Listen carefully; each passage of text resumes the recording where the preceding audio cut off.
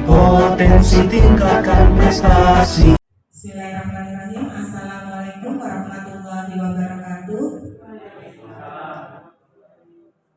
Alhamdulillah, puji dan syukur selalu kita panjatkan kehadirat Allah SWT, Tuhan Yang Maha Esa, bahwa pada hari ini kita bisa berkumpul di tempat yang sangat baik ini untuk mengikuti agenda sosialisasi diseminasi praktek baik yang akan disampaikan oleh Bapak Hartadi, CGP Angkatan 11. Salam dan salam, mari selalu kita sanjungkan pada Nabi Muhammad SAW. Semoga kita mendapatkan syafaatnya di akhir kiamat. Amin. Mari kita buka agenda ini supaya dapat keberkahan dengan membaca Bismillah. Bismillahirrahmanirrahim. Lanjut kepada agenda berikutnya, sambutan dari Kepala SMA Negeri 1 Labuhan Ratu. Dalam hal ini akan diwakili oleh Ibu Kartika Adriani, Wakil Kepala Sekolah Bidang Kurikulum. Kepada Bu Kartika dipersilakan.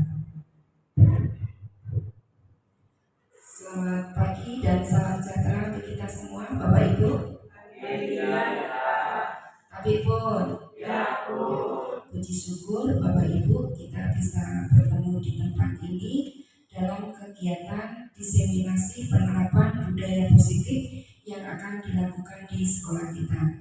Pada kesempatan ini saya mewakili Bapak Kepala Sekolah, Bapak Mulyadi, karena beliau masih ada tugas di tempat lain, sehingga pada kegiatan ini tadi saya mewakili Pak Mul untuk membuka kegiatan ini. Bapak Ibu, budaya positif itu sangat baik sekali kita lakukan di sekolah kita, apalagi kalau itu sudah menjadi budaya yang baik di sekolah kita, mungkin apa yang kita cita-citakan, apa yang menjadi visi-misi dan tujuan sekolah kita dapat tercapai. Dan dalam hal ini nanti Pak Artadi yang akan menyampaikan penerapan budaya positif, apa yang akan disampaikan oleh Pak Artadi nanti, besar harapan kami dapat dipahami oleh Bapak Ibu yang hadir di tempat ini dan nantinya dapat bersama-sama kita terapkan dalam kegiatan di sekolah kita. Yang pada intinya kegiatan ini sangat baik jika tidak hanya Pak Artadi saja yang akan melakukan diseminasi, mungkin Bapak Ibu yang lain akan melakukan diseminasi dengan tema-tema yang berbeda. Itu saja yang mungkin bisa kami sampaikan Pak Artadi. Apapun yang akan Pak Artadi sampaikan, kami dari pihak sekolah sangat terima kasih sekali karena ini merupakan hal yang positif bagi sekolah kita. Demikian acara ini kami buka. Saya akhiri. Selamat pagi dan salam sejahtera untuk kita semua. Terima kasih disampaikan kepada Ibu Kartika atas sambutannya. Agenda selanjutnya yaitu pemaparan diseminasi praktik baik yang akan disampaikan oleh Bapak Hartadi SPD, CGP Angkatan 11. Pada Pak Hartadi dipersilakan.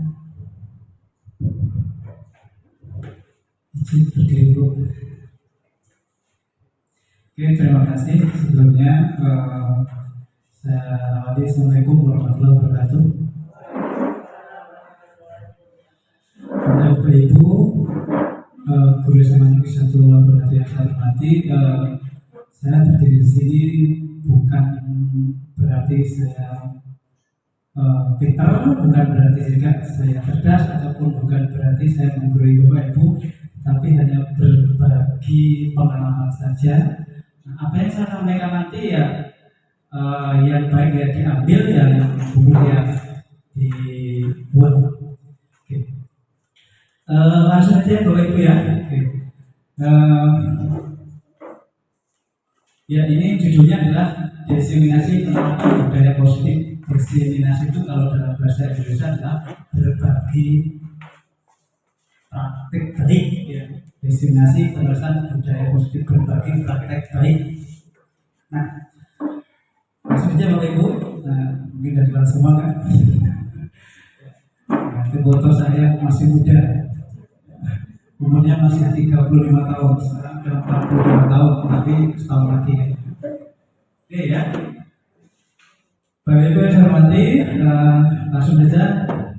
Ini Bapak Ibu kenal siapa ini? Ya, Ki Hajar Dewantara atau bahasa itu terkenalnya, tapi nama Jawanya siapa? Suryadi Suryaningrat. Ada apa dengan Bapak ini? Kenapa harus kita tampilkan di sini dulu? Dia adalah Bapak Pendidikan Indonesia. Setiap hari apa kita peringati? Tanggal berapa? 2 Mei. Oke, terkait dengan apa yang saya sampaikan berkaitan dengan Bapak Suryadi Suryaningrat Ki Hajar Dewantara, ini ada beberapa filosofi dari beliau yang sampai sekarang kita gunakan. Nah, ini filosofi pemikiran Ki Hajar Dewantara. Yang pertama, kita baca sama-sama, saya baca ya. Tujuan pendidikan adalah menuntut segala kodrat yang ada pada anak-anak agar mereka dapat mencapai keselamatan, kebahagiaan yang setinggi-tingginya, baik sebagai manusia maupun sebagai anggota masyarakat. Itu filosofi yang kedua. Nah, yang kedua, filosofi yang kedua itu adalah ing ngarsa sumtuludo, ing madya makarsa dan tuturi handayani. Kemudian filosofi yang berikutnya, dasar pendidikan anak berhubungan dengan kodrat alam dan kodrat zaman. Yang keempat, anak bukanlah kertas kosong yang bisa digambar sesuai dengan keinginan orang dewasa. Kemudian yang kelima, bebas dari segala ikatan dengan suci hati mendekati sang anak, bukan untuk meminta suatu hal, melainkan untuk berhamba pada sang anak. Jadi ini adalah 5 filosofi pemikiran dari KHD, Ki Hajar Dewantara. Oke, jadi semua ini kita wujudnya dalam inkarso sumtuludo ya. Jadi, kalau kita lihat satu persatu dulu lah, tujuan pendidikan adalah menuntut segala kodrat yang ada pada anak agar mereka dapat mencapai keselamatan. Oke, dari di sini kita lihat kata-kata menuntut. Yang perlu kita garis bawahi adalah menuntun. Menuntun kalau mungkin dalam bahasa Indonesia itu membimbing ya, membimbing. Tapi wujud dari menuntun di sini adalah yang filosofi yang kedua, inkarso sumtuludo, ing madya makarsa dan tuturi handayani. Itu wujud menuntun. Kalau kita bahasa Indonesia, ing ngarsa sumtuludo berarti di depan memberi contoh ya, itu menuntunnya. Kemudian ing madya makarsa di tengah. Apa? Di tengah kita ya memberi dorongan atau memberi prakarsa. Itu wujud penuntunnya. Kemudian yang terakhir tuturi handayani di belakang dorongan ya. Oh iya, tadi kebalik ya. Yang kedua tadi adalah memberi semangat di tengah ya, memberi semangat dan membuat prakarsa. Kemudian yang berikutnya ketiga, dasar pendidikan berhubungan dengan kodrat alam dan kodrat zaman. Mungkin Bapak Ibu bertanya, kodrat alam itu apa sih? Apa itu kodrat zaman juga apa?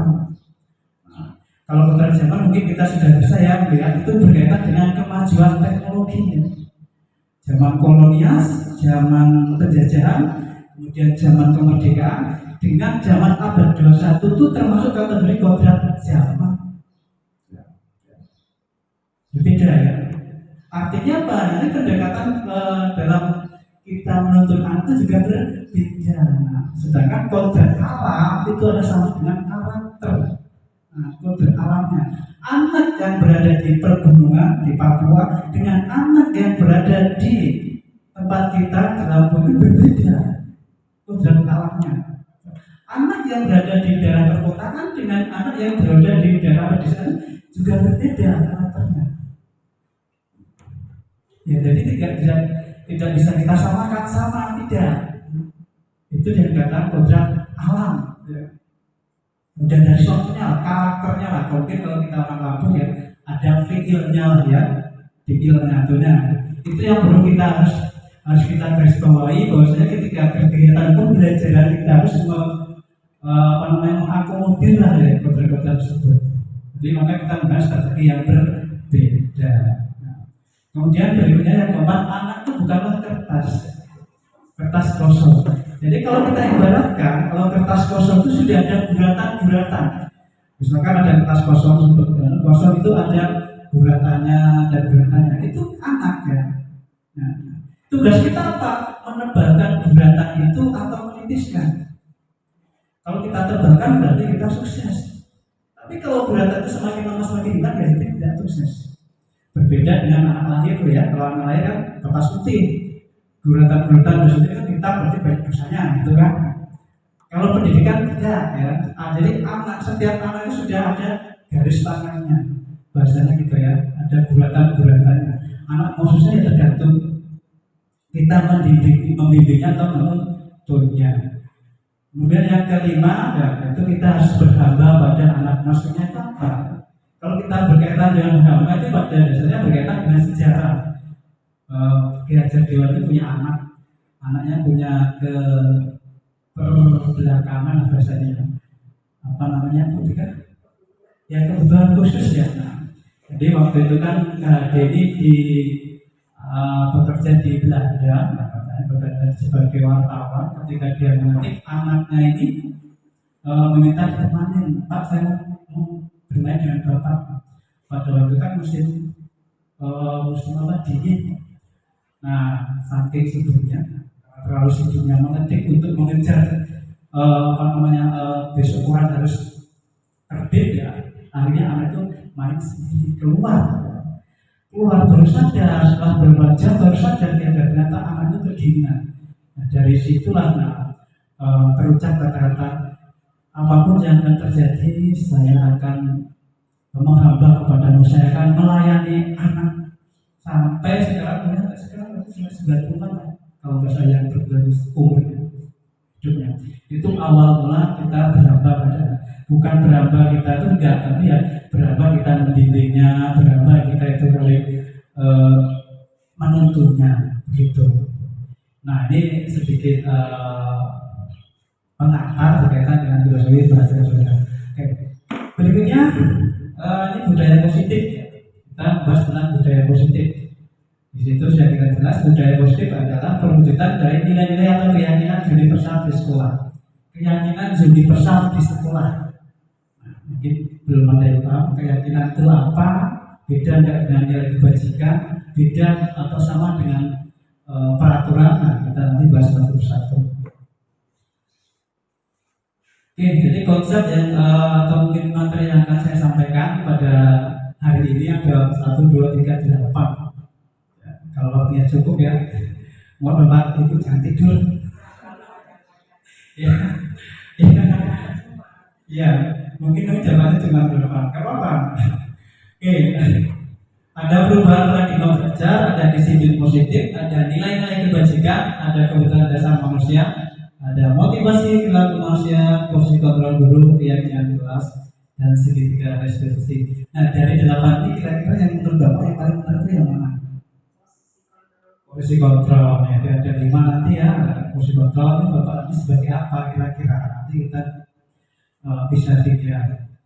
Kemudian ada kebutuhan dasar manusia, mungkin ya. Oke, satu-satu mungkin. Pembelajaran dengan paradigma baru. Pembelajaran dengan paradigma baru merupakan pembelajaran yang dirancang berdasarkan prinsip pembelajaran berdiferensiasi sehingga bisa dididik sesuai dengan kebutuhannya berdasarkan tahap perkembangan sesuai teori psikologi modern untuk memberikan profil belajar Pancasila. Nah, ada yang tanyakan berdiferensiasi seperti apa? Ya, bahasa Inggrisnya dari bahasa Inggris different itu berbeda. Artinya pembelajaran yang berbeda. Artinya beda seperti ini ya. Jadi kita melihat anak itu kan tadi sudah dikatakan anak itu berasal dari latar belakang yang berbeda.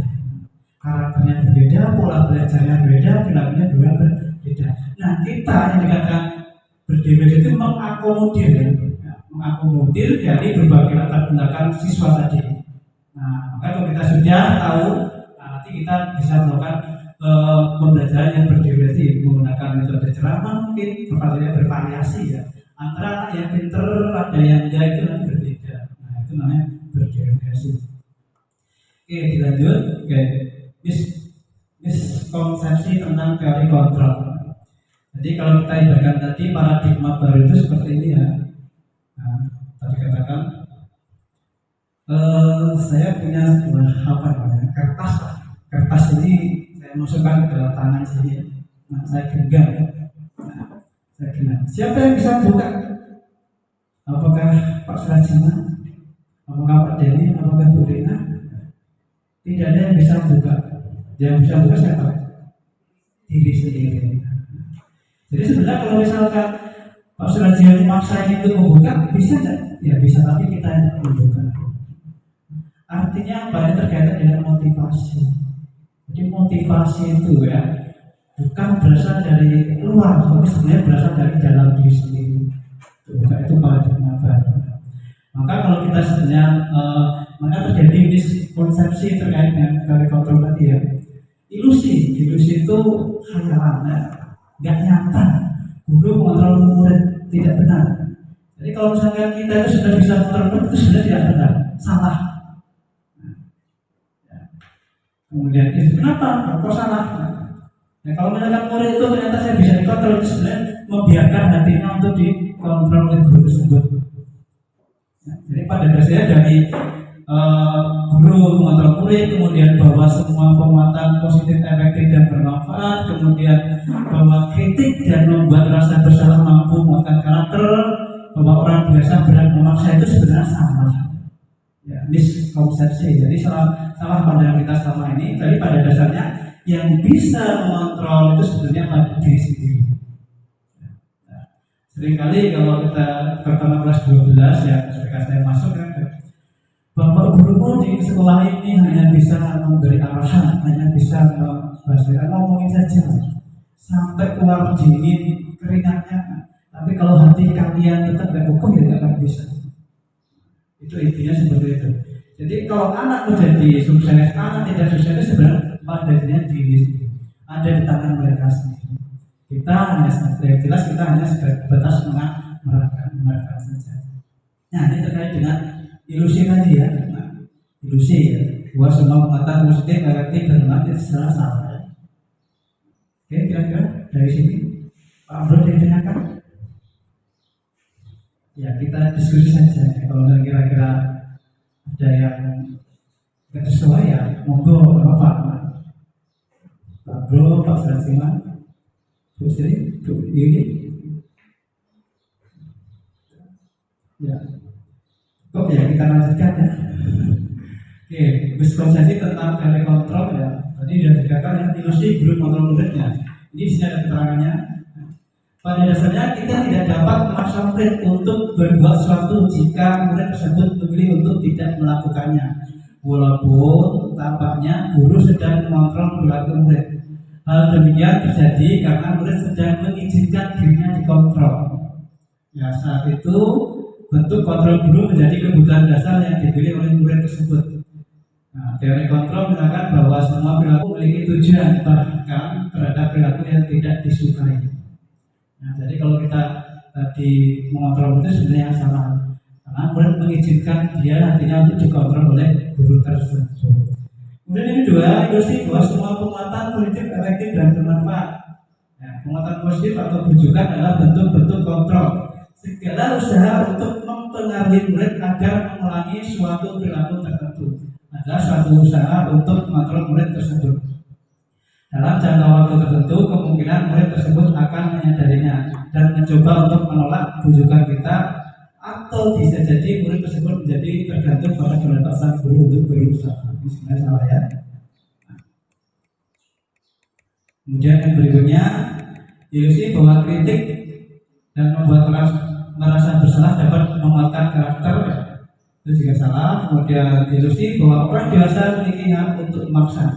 Banyak orang dewasa yang percaya bahwa mereka memiliki tanggung jawab untuk membuat murid berbuat hal-hal tertentu. Apapun yang dilakukan dapat diterima selama ada sebuah kemajuan berdasarkan sebuah pengukuran kinerja. Pada saat itu pula orang dewasa akan menyadari bahwa perilaku maksa tidak akan efektif untuk jangka waktu panjang dan sebuah hubungan permusuhan akan terbentuk. Nah itu bahwa orang dewasa memiliki hak untuk memaksa itu sebenarnya salah ya. Jadi kalau kita memaksa anak untuk sebenarnya salah, itu jangka panjangnya tidak. Oke. Ini mari kita belajar ya. lewati saja. Sekarang disiplin positif. Nah, yang kita bahas berkaitan dengan disiplin positif. Ya, berasal dari kata disiplinan yang artinya belajar. Disiplin mengacu pada disiplin diri yang memiliki tanggung jawab terhadap apa yang dilakukan berdasarkan nilai-nilai yang diyakini. Disiplin positif merupakan salah satu cara penerapan disiplin yang bertujuan untuk menumbuhkan kesadaran serta memberdayakan peserta didik tanpa imbalan, tanpa ribet, ancaman dan hukuman. Itu disiplin positif ya, tidak ada embel-embelnya.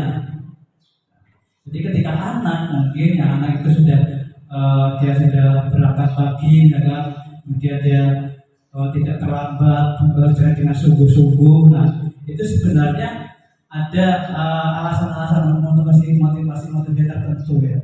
Sebenarnya ada 3 motivasi yang dimiliki anak. Nah, tapi yang perlu kita tumbuhkan sebenarnya motivasi yang berasal dari diri mereka sendiri.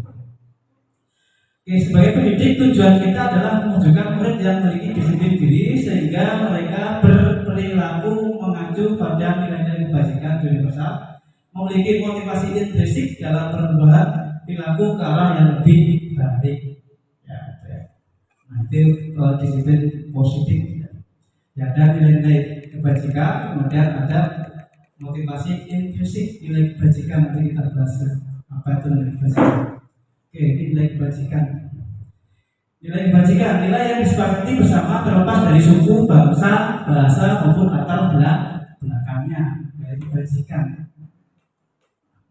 Apa itu nilai kebajikan? Ini jelasnya. Contoh nilai kebajikan seperti ini: beriman dan bertakwa, bantuan yang Maha Esa, berhak mulia, berkebinekaan tunggal, kreatif dan kritis. Kemudian ada toleransi, rasa hormat, integritas, mandiri, menghargai, antusias, empati. Itu juga nilai kebajikan. Dapat dipercaya, lurus, pendengar yang aktif, tidak beragam orang lain, memberikan yang terbaik dari diri, itu adalah nilai kebajikan.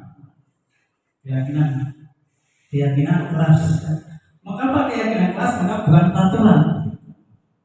Jadi kalau kita tadi mengatakan ada nilai kebajikan itu berasal dari sebenarnya sama dengan keyakinan kelas.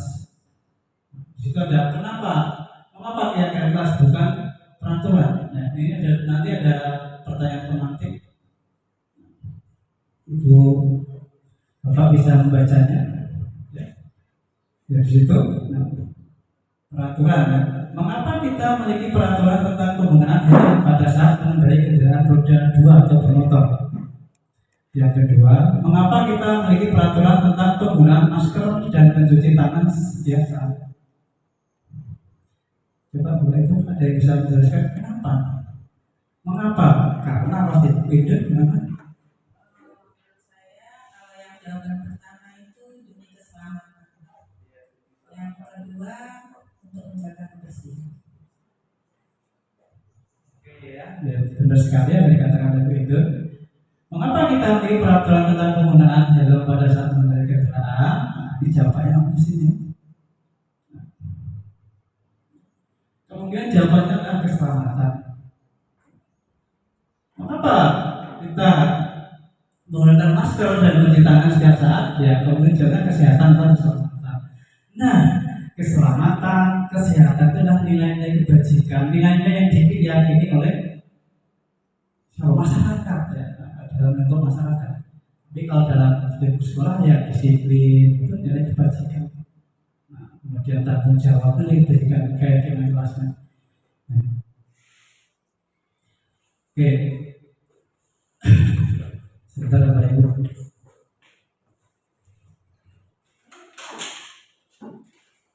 Enggak saya bawa. Saya bawa Bu. Aduh lupa. Nanti Pak.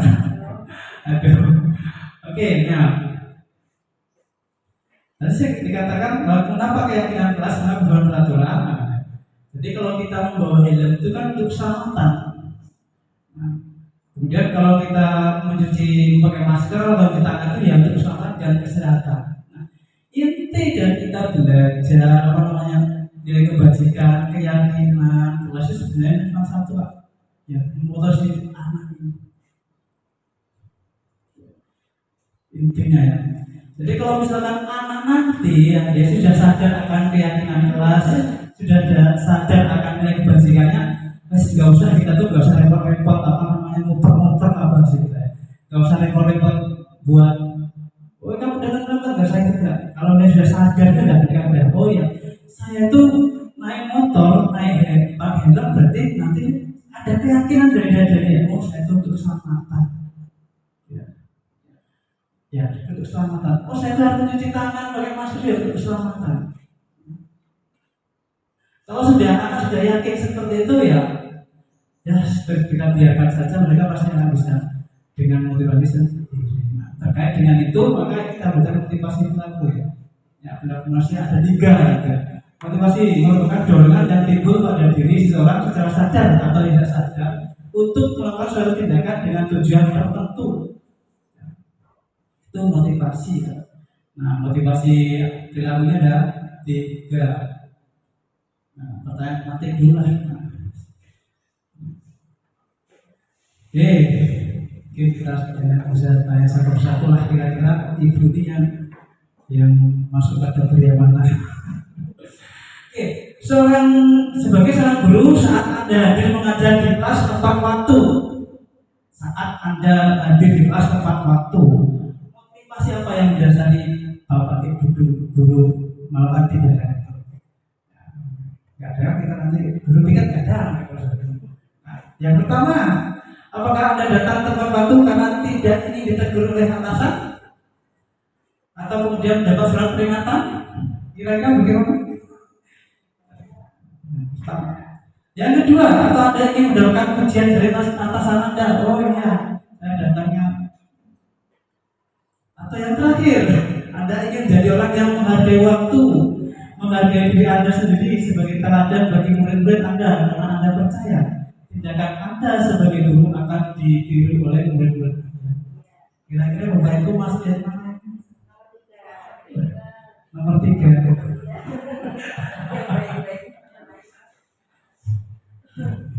Nah, kalau saya mungkin nomor 1 ya.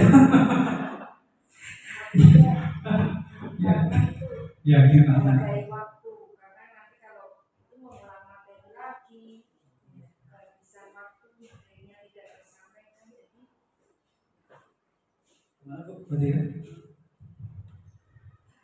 kalau saya memilih yang nomor 3 dengan alasan saya ingin menjadi orang yang menghargai waktu, karena ketika materi itu kadang kan kalau matematika materinya banyak, waktu yang tersedia hanya 6 bulan 1 semester.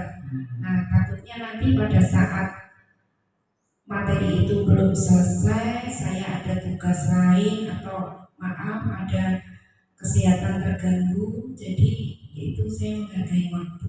Itu alasan saya. Terima kasih. Mungkin yang lain, Pak Sirajima gimana Mas? Bisa? Kalau saya sih tetap di nomor 3. Kenapa? Karena waktu itu bagi saya berharga. Apalagi PJOK ini kan 3 jam. Harus mengkondisikan anak untuk ganti, untuk pemanasan, setelah itu baru nanti berdiri. Jadi kalau sampai telat ya nanti waktunya nggak cukup. Oke, terima kasih. Terima kasih Pak Sirajima dan Bu Atika yang sudah memberikan komentarnya terkait dengan motivasi Bapak Ibu hadir di SMA 1 Lampung. Oke, ya mudah-mudahan ya, motivasi ini sebagian besar di SMA 1 Lampung itu guru-gurunya motivasi yang nomor 3. Oke, bukan nomor 1 dan nomor 2 ya. Bukan ya. Mungkin kalau sudah seperti ini kita sadar, kalau sudah kita ada motivasi yang kayak ini kita sudah sadar. Nah, implementasinya apa? Ini motivasi, saya katakan ini motivasi guru. Yang kita tekankan di sini adalah motivasi anak. Jadi pada dasarnya itu seperti itu. Jadi ada anak yang nurut, ada anak yang dan seterusnya. Nah, mungkin anak ketika mengerjakan soal ya seperti ini, ya motivasinya seperti ini, membuat tugas, ya. Atau mungkin mendapat ujian. Tapi kalau sudah anak sudah mulai motivasi yang ketiga ini, dan kita ada aman lah bahasa kita, tidak ada tenang. Jadi anak benar-benar bersungguh-sungguh ya Anaknya mungkin ya ada motivasi setelah ini mau kemana dan seterusnya, itu pasti ada. Nah, jadi keyakinan kelas tadi, nilai kebajikan tadi, nah itu berhubungan dengan motivasi ya. Nah, jadi kita belajar keyakinan kelas, kita belajar nilai kebajikan, itu berhubungan dengan motivasi. Kalau anak sudah termotivasi, saya ini disiplin ya, nanti dia akan terus disiplin. Berarti Bapak Ibu ya mudah-mudahan paham. Oke, berikutnya motivasi perilaku anak ya tadi kita kan untuk menghindari ketidaknyamanan ya tadi ya kita apa namanya kita simpulkan lah. Jadi motivasi perilaku anak itu atau manusia secara umum adalah yang pertama menghindari tidak nyaman terhukuman. Kemudian yang kedua mendapat imbalan atau penghargaan dari orang lain. Kemudian yang terakhir menjadi orang yang mereka inginkan dan menghargai diri sendiri dengan nilai yang mereka percaya. Nah, tadi kata yang satu, yang kedua, satu dan kedua itu posisi ekstrinsik itu berasal dari luar ya. Jadi bukan dari dirinya sendiri, bukan intrinsik. Ya. Motivasi itu berasal dari luar. Ya, kalau mereka ingin mendapatkan penghargaan, kemudian menghindari hukuman, itu dari luar. Sebenarnya kita juga salah. Ya. Salah dalam arti begini ya, ketika anak yang berprestasi kita beri penghargaan itu sebenarnya kita salah sebenarnya mereka. Nah sebenarnya teorinya salah. Nah tapi kan sebenarnya itu kan motivasi dari luar kan. Anak pengen pintar belajar itu sebenarnya dari luar bukan dari dirinya sendiri. Itu sebenarnya salah. Kita kasih piagam, kita kasih amplop lah, nah itu sebenarnya salah sebenarnya. Tapi ya mungkin berkembangnya zaman mungkin ya salah satu cara ya mudah-mudahan. Nah, kemudian yang berikutnya, nah kebutuhan dasar manusia adalah kebutuhan dasarnya segala sesuatu yang kita lakukan untuk mendapatkan apa yang kita inginkan. Seluruh tindakan yang kita lakukan memiliki tujuan tertentu. Nah, seluruh tindakan yang kita lakukan memiliki tujuan tertentu dan semua usaha terbaik yang kita lakukan adalah dalam rangka kebutuhan dasar kita terpenuhi dengan baik. Nah, kalau kita tadi sudah bicara tentang motivasi ada 3 setelah kebutuhan dasar manusia. Nah, itu ada 5. Nah, 5 kebutuhan dasar manusia. Ya, baik siswa, baik guru sama kebutuhan dasarnya seperti ini ya. Ada yang pertama hidup survival ya, bertahan hidup. Kemudian kasih sayang dan rasa ingin diterima. Kemudian penguasaan, kebebasan free, kemudian kesenangan fun ya. Nah itu sebenarnya ada 5 ini lah kebutuhan dasar manusia. Ya terkait dengan kebutuhan bertahan hidup itu kaitan dengan makanan, pakaian, tempat tinggal, keamanan dan keselamatan contohnya. Kemudian rasa sayang dan rasa diterima terkait dengan kerjasama menjadi bagian dari kelompok. Kemudian penguasaan, harga diri, keinginan untuk dianggap memimpin berprestasi, diakui dan didengar. Kemudian kebebasan itu dengan mandirian, bosan, bebas, mencoba hal baru, mampu mengendalikan diri. Kemudian yang terakhir bermain humor, antusias, tertawa itu termasuk dari kesenangan. Ini ada sedikit proses ya. Sama. Ada namanya Bu Abang di sini. Adanya Bu. Ada ya, Bu Abang dan guru wali kelas 10-7 di SMA Pelita Hati. Sedang bingung menghadapi ulas salah satu murid di kelasnya, namanya Dodi. Dia ada namanya Dodi. Beberapa anak di kelas 10-7 telah datang padanya dan mengeluhkan Dodi yang seringkali meminta bekal makan siang mereka dengan paksa. Jadi Dodi ini sering meminta bekal teman-temannya dengan maksa. Apa yang akan Anda lakukan jika Anda menghadapi situasi tersebut? Menurut Bapak Ibu, kira-kira apa alasan Dodi melakukan hal itu? Ya. Apa kira-kira kenapa si Dodi itu tiba-tiba rebut makan temannya? Pasti ada alasan ya. Ya, kebutuhan dasarnya. Ya. Ada. Jadi kalau begini ya. Jadi kalau kita memandang anak ya, anak itu melakukan suatu hal yang mungkin kita anggap negatif, sebenarnya itu ada kebutuhan kebutuhan dasar yang tidak terpenuhi dari mereka. Kalau 4-5 itu terpenuhi ya, pasti ada anak reneh nyuret apa, nah itu pasti ada kebutuhan dasar yang tidak terpenuhi. Anak teriak-teriak di kelas, pasti ada kebutuhan dasar yang tidak terpenuhi kan. Oke, nah apabila dokter tersebut jawaban Dodi, ketika ditanya oleh Bu Ambar adalah karenanya lapar dan orang tuanya tidak membawakannya bekal makan siang, maka kebutuhan dasar yang sedang berusaha dipenuhi oleh Dodi adalah survival, ya, bertahan hidup.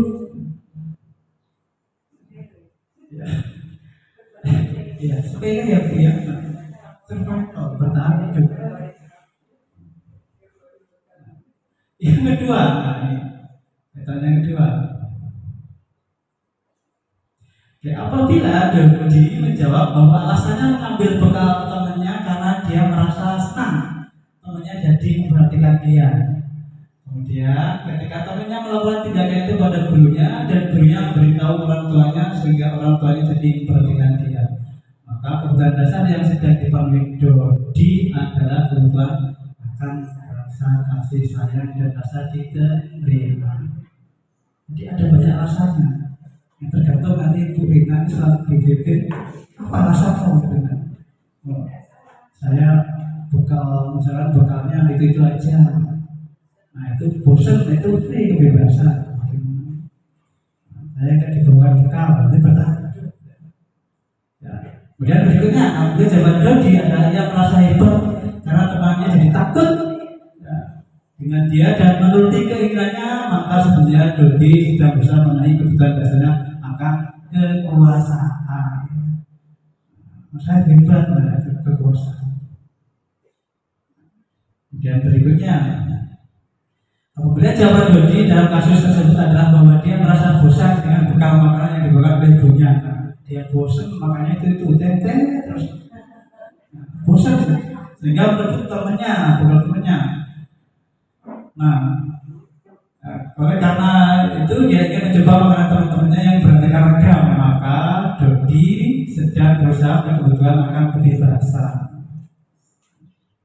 Bosan ya, nggak bosan bebas, pengen bebas free ya, bebas. Dan yang terakhir, apabila Dodi menjawab bahwa ia melakukan karena iseng saja dan ingin menikmati ekspresi wajah teman-temannya yang kesal karena diambil makanannya dan menurut dia ekspresi teman-teman itu lucu, maka berarti Dodi sedang berusaha untuk kebutuhan akan kesenangan. Jadi berbeda ya. Jadi nanti ditanya ada alasannya apa? Kalau misalnya alasannya karena dia ingin lihat temannya itu mukanya yang lucu, ya berarti senang. Jadi bisa dilihat. Ini kebutuhan dasar manusia. Ya. Guru manusia, lalu siswa juga sama kebutuhannya. Oke, berikutnya konsep disiplin ya. Konsep disiplin ada 3 sebenarnya. Ada hukuman, ada konsekuensi, ada restitusi.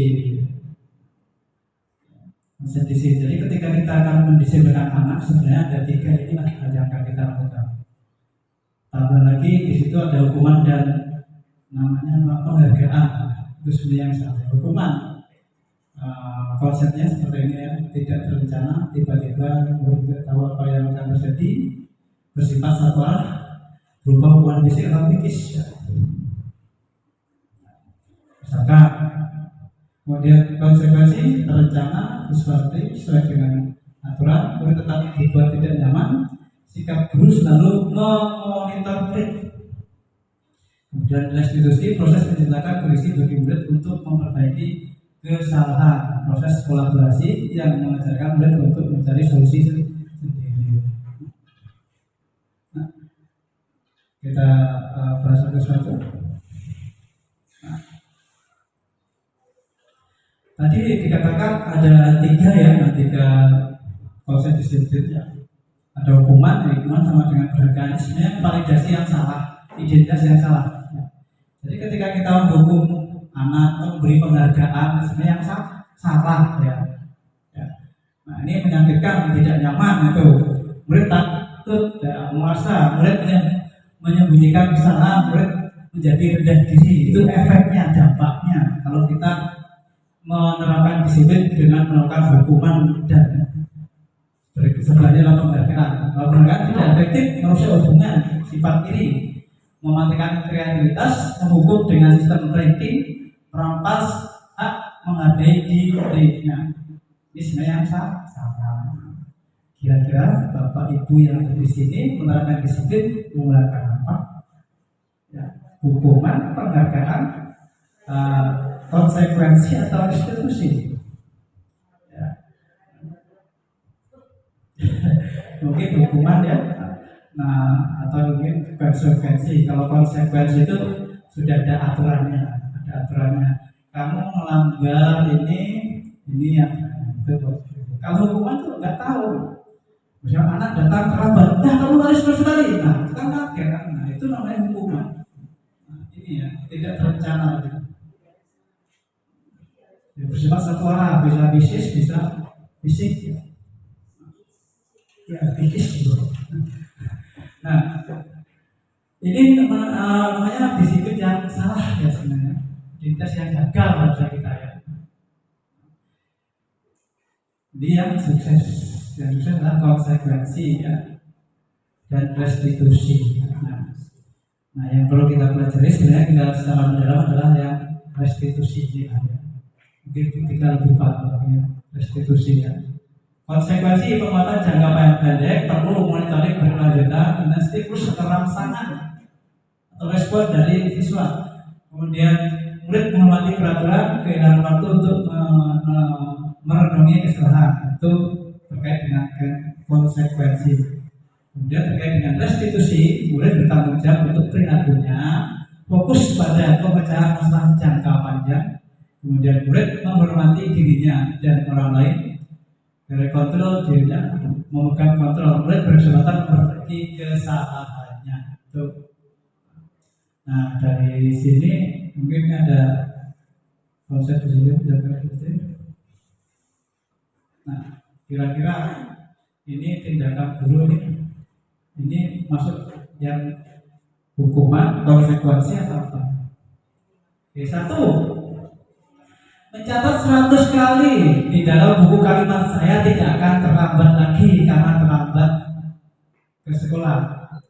Kira-kira hukuman atau konsekuensi? Hukuman atau konsekuensi? Hukum. Kita lihat. Lari melalui lapangan basket 2 kali karena terlambat hadir di sekolah. Hukuman. Murid diminta untuk push up 15 kali karena tidak menggunakan masker di sekolah. Hukuman atau konsekuensi? Hukuman. Menggantikan kertas tugas teman yang telah dicoret-coret. Konsekuensi. Kemudian membersihkan tumpahan air di meja tulis karena tersenggol pada saat baca. Konsekuensi. Meminta murid tidak menggunakan sepatu syariat di sekolah karena tidak menggunakan sepatu hitam. Hukuman, kita lihat ya. Lari meninggi lapangan basket 2 kali karena terlambat 10 menit untuk pelajaran PJOK. Ya. Gimana nih guru PJOK pakai PJOK? Jadi konsekuensi ya. Nah, kita lihat yang jawabannya. Jawabannya ya. Nah itu hukuman, konsekuensi, hukuman dan konsekuensi. Ya, jadi kalau konsekuensi itu sudah ada aturannya, ya. Sudah ada kesepakatannya. Kalau hukuman kan sifatnya mendadak, tiba-tiba satu arah. Nah itu kita sudah memberikan hukuman dengan konsekuensi. Nah kembali ke sini pendekatan konsekuensi yang susah tadi adalah konsekuensi dengan restitusi. Kemudian restitusi, proses menciptakan kondisi bagi murid untuk memperbaiki kesalahan mereka sehingga mereka bisa kembali pada kelompok mereka dengan karakter yang lebih kuat. Ciri-ciri restitusi bukan untuk menebus kesalahan, namun untuk belajar dari kesalahan. Yang kedua, berbagi hubungan, tawaran, bukan paksaan. Restitusi menuntut untuk melihat ke dalam diri. Kemudian restitusi mencari kebutuhan dasar yang mendasari tindakan. Kemudian restitusi fokus pada karakter bukan tindakan. Kemudian restitusi fokus pada solusi. Kemudian restitusi mengembalikan yang berbuat salah pada kelompoknya. Mungkin kalau bertanya restitusi seperti apa? Di restitusi itu sebenarnya ya kita berkolaborasi dengan murid ya, kita berkolaborasi bersama muridnya. Berkolaborasi misalkan yang terlambat pas 12 mungkin rezeki lah. Nah, kita contoh saja rezeki terlambat. Nah, kalau kita panggil, karena sudah tahu dipanggil belum Pak. Menurut laporan dari Bapak A tadi kamu terlambat, oh iya Pak. Nah, itu ada tahapannya, itu namanya validasi dulu. Validasi soal kuliah pada keluarga. Enggak apa-apa, terlambat, tidak ada mana yang sempurna. Nah itu restitusi seperti itu. Ya, seperti itu. Kemudian kita cari solusinya. Kira-kira apa yang kamu lakukan dari sekolah ini? Keyakinan kira-kira yang kerja apa? Kalau terlambat berarti disiplin Pak. Nah, itu namanya restitusi. Jadi bukan kita menuntut enggak, nanti kita tuh mengajak sharing aja agar dia itu dalam dirinya itu muncul kesalahannya itu dia tahu. Itu restitusi. Nah nanti kita lebih belajarnya lebih jauh lagi di bagian terakhir. Nah ini perbedaannya. Contoh kasusnya, siswa sering tidak mengerjakan PR. Hukuman guru menghukum siswa tersebut hormat bendera 10 menit. Guru marah dan menjadi takut dampak. Kalau hukumannya konsekuensi, guru memberikan konsekuensi untuk mengerjakan PR-nya saat istirahat atau dikerjakan sebanyak 3 kali lipat. Guru tegas dan siswa mengerti peraturan. Jadi konsekuensinya berkaitan dengan peraturan. Restitusi, guru menanyakan keyakinan kelas dan membantu siswa menyelesaikan masalahnya. Guru terbuka dan siswa mengerti dirinya dan orang lain. Ini perbedaan hukuman, restitusi dan konsekuensi. Nah, dalam mana kita ya mungkin ya tergantung fleksibel ya. Tergantung ya mungkin, tapi yang lebih bagus artinya sebenarnya ini ya. Ini tidak semua guru mungkin tahu. Ya ini dia mungkin ada yang lurus lagi ya. Jadi yang hukuman saat ada setelah tiba-tiba mendadak satu arah hukuman. Tadi sudah posisi kontrol guru lah. Posisi kontrol guru itu ada di 5. Kira-kira nanti bapak ibu yang ada di sini itu masuk yang kategori mana? Penghukumkah atau pembuat merasa bersalah atau sebagai teman, sebagai pemantau atau sebagai manajer? Kalau kita lihat sekilas ya yang paling baik itu yang mana? Manajer lah ya, yang paling baik. Yang paling buruk penghukum ya. Nah, kira-kira nanti bapak ibu yang ada di sini ya, kira-kira itu saya nanti sebagai apa ya? Nah, penghukum. Kita satu persatu jelaskan. Oke, itu penghukum. Penghukum posisi kontrol ini masih diterapkan oleh beberapa guru ya, masih. Tidak semuanya, tapi masih. Yang dengan anggapan hukuman mempercepat penyelesaian masalah tanpa memikirkan dampak buruk yang ditimbulkan. Seorang penghukum biasanya melontarkan pertanyaan-pertanyaan menakiti, disertai gestur menunjuk-nunjuk, menghardik dan matanya ngotot. Nah, kira-kira seperti itu Bapak Ibu? Kira-kira? Ya, ini teorinya loh Bu ya. Teorinya loh Bu. Dampak lebih buruknya murid akan mengalami keterpurukan mental seperti lunturnya rasa percaya diri dan kesedihan yang berkelanjutan. Ini penghukum. Ini kamu sih, paling sepuluh kali. Tapi ada di sekolah sebelah itu ada. Di sekolah sebelah itu ada. Tapi kalau kita lihat secara besar, garis besar di SMA 1 Labertu tidak ada. Tapi ya, bagi sekolah-sekolah yang mungkin di bawah kita di SMP lah, SD itu masih, SD, karena mungkin ya tingkat kedewasaan siswanya sudah berbeda. Jadi kita kan harus namanya ya harus fleksibel lah. Ini yang penghukum. Yang kedua, membuat rasa bersalah. Posisi guru ini, guru akan berkata lebih lembut ya, mungkin lebih lembut ya. Mungkin Pak Jimat juga bisa itu ya. Ya, guru akan menciptakan keheningan yang membuat orang lain merasa tidak nyaman, merasa bersalah, bahkan rendah diri. Posisi kontrol tersebut berdampak pada penilaian diri yang buruk. Murid akan merasa bersalah dan tidak berharga.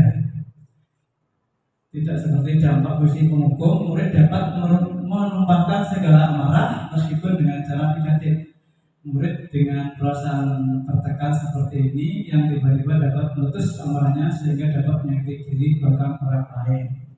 Nah, mungkin seperti itu yang itu membuat rasa bersalah. Jadi dampaknya ada juga. Oh iya, saya salah. Ya kalau di depan dia menghormati, mungkin dia bisa melupakan rasa emosinya, marahnya. Oke, kemudian teman, best friend ya. Teman, posisi kontrol ini guru tidak akan menyakiti murid, namun akan tetap berupaya kontrol melalui persuasi ya. Pendekatan persuasif ya. Monggo silakan selamat datang. Ya, persuasif ya, mulai pendekatan persuasif. Kemudian gestur yang tersenyum ya, dampak posisi kontrol ini dapat positif juga dapat negatif. Kemudian posisi dapat menjalin hubungan baik antara guru dengan murid, sedangkan negatifnya akan muncul rasa ketergantungan murid terhadap guru tersebut. Itu negatifnya.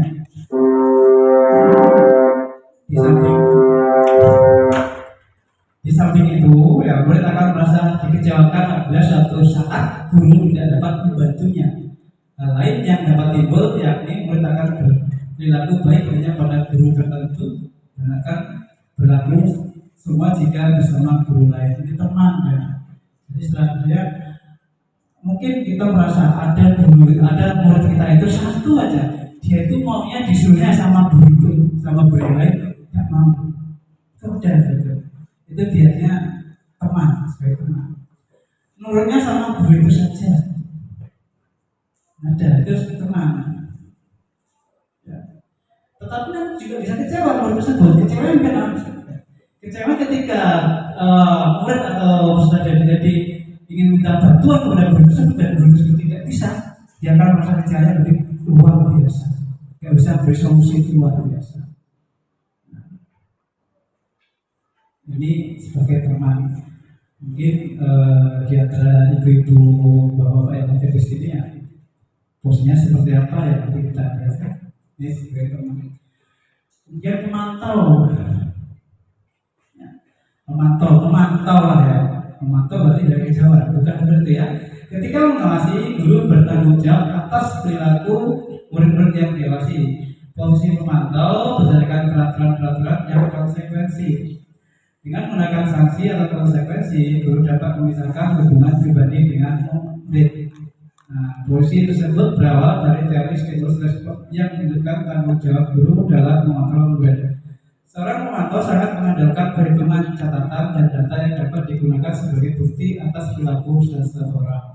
Akibat dari posisi kontrol ini, murid mengalami sanksi yang harus dijalankan karena telah melanggar salah satu tata tertib peraturan sekolah. Itu pemantau.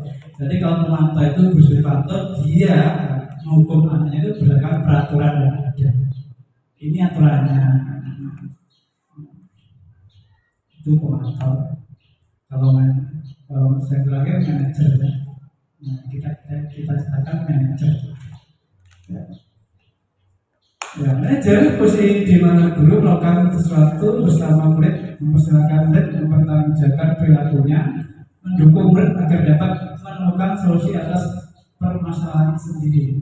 Pada posisi ini, murid diajak untuk menganalisis kebutuhan diri maupun kebutuhan lain. Di sini penekanannya bukan pada kemampuan membuat konsekuensi, namun bagaimana dapat berkolaborasi dengan murid dan memperbaiki kesalahan yang telah dilakukan. Dengan memposisikan diri sebagai manajer akan berdampak negatif bagi pemetaan watak karakter siswa di manajer di situ. Nah ini contoh penerapannya lah ya. Bapak Ibu bisa baca juga.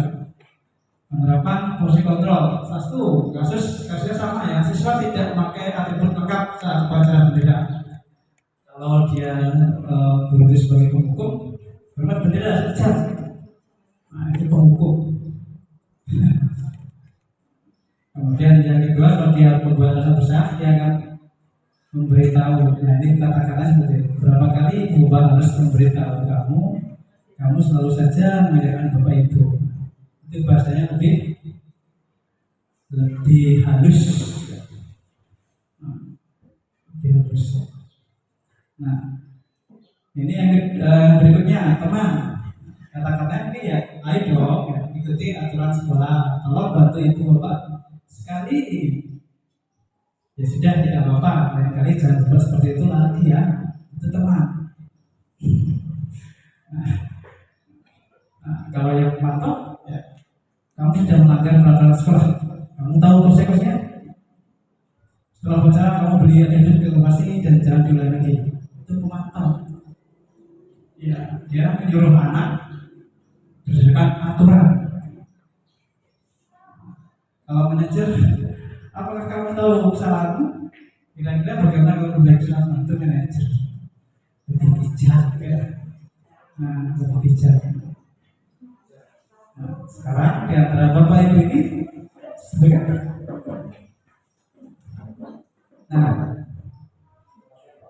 berdekat lanjut saja berdekat. Nah, kira-kira ini jawabannya apa?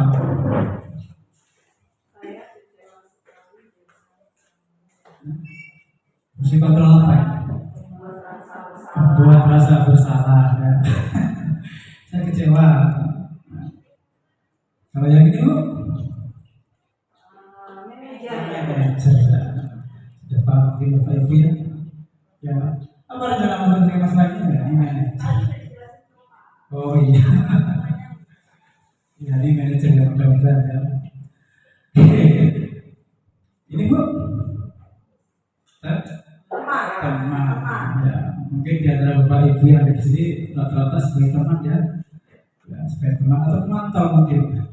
Tapi fleksibel lah, kadang-kadang berhukum, kadang-kadang nggak bersalah, kadang-kadang ya manajer, kadang-kadang pemantau juga. Ya, tergantung posisi ya, situasi dan kondisi lah ya Bu ya. Nah, kalau mood kita mungkin dunia lagi kan tidak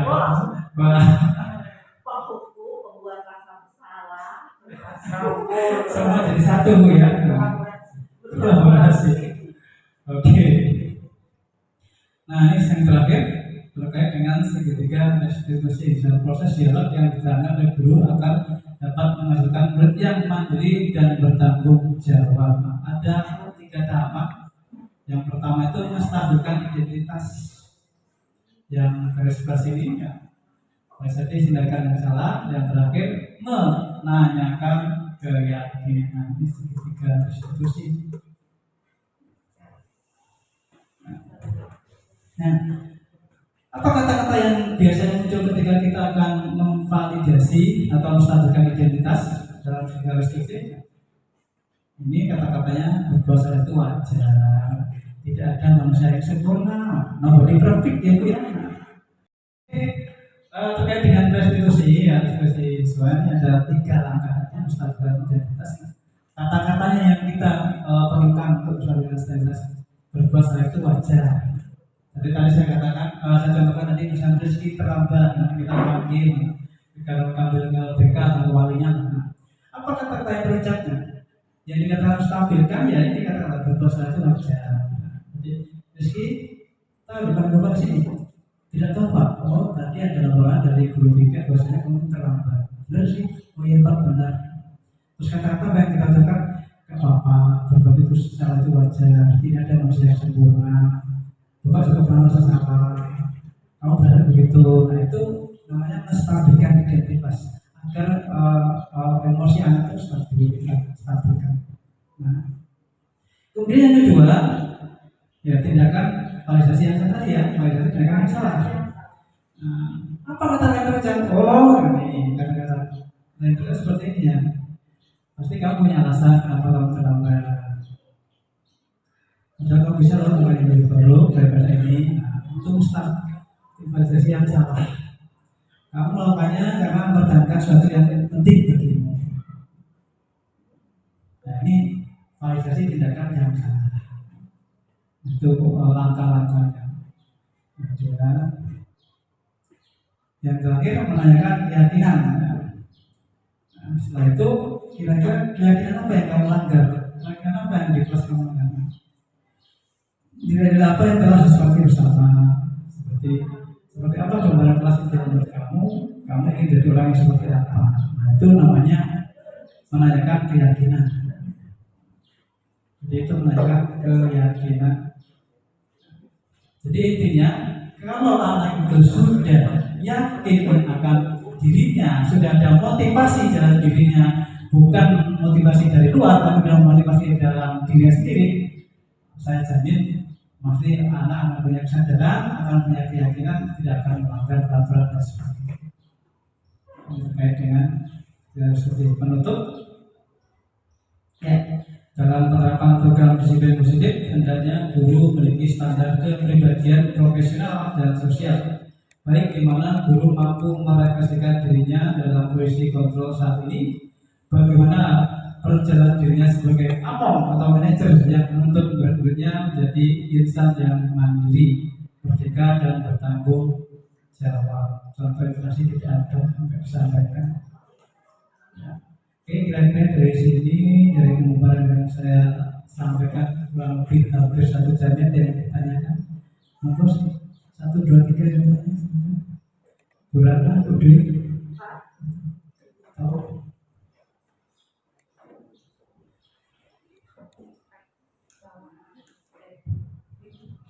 Izin bertanya Pak, jadi berarti kesepakatan itu sangat penting ya Pak di sini antara guru dan siswa.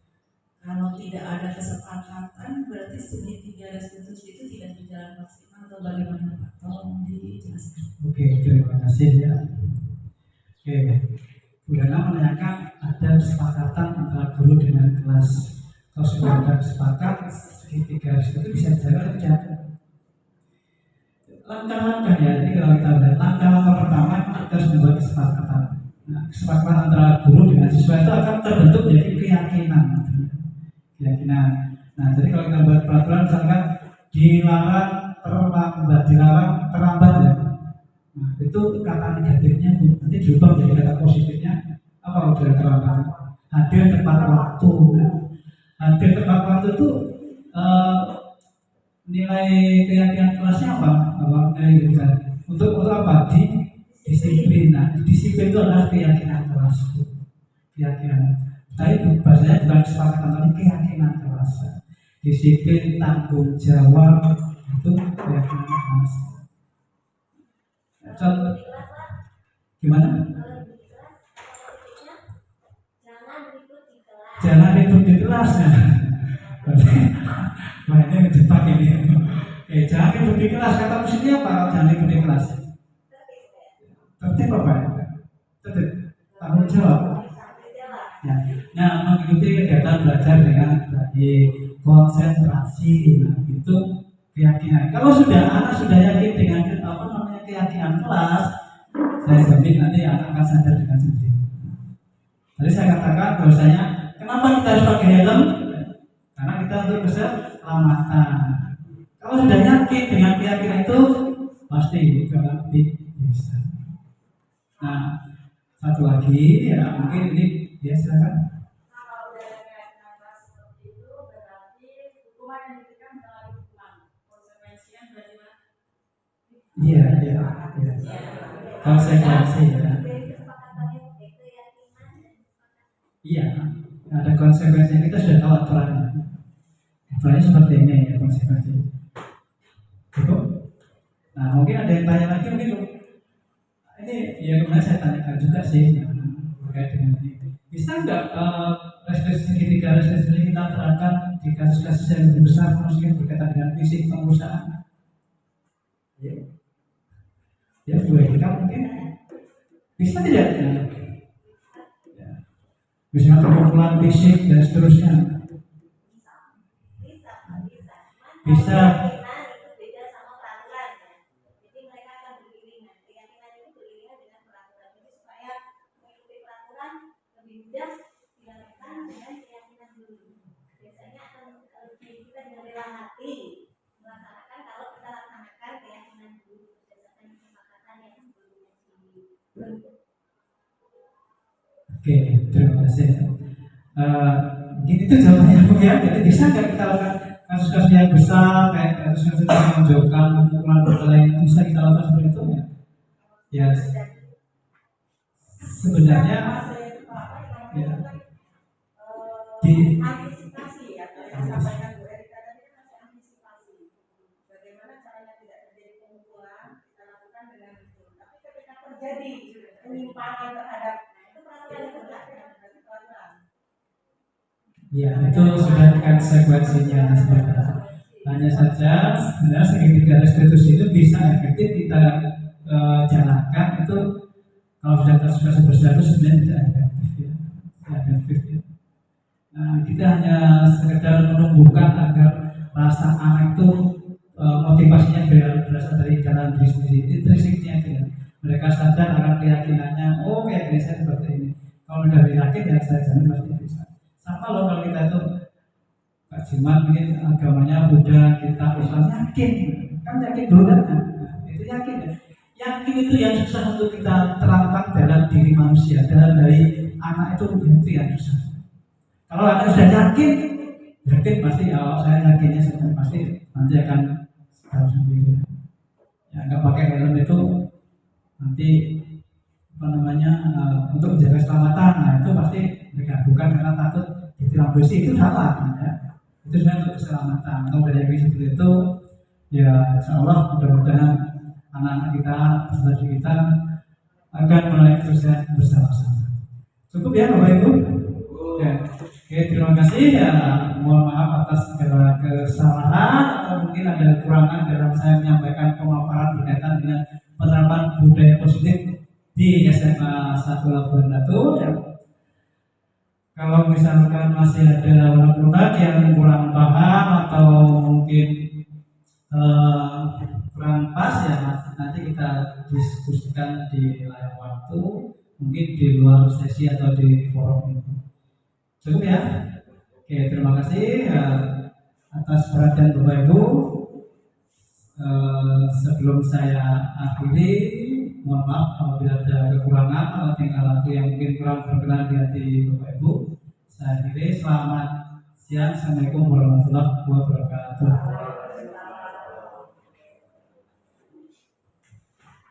Terima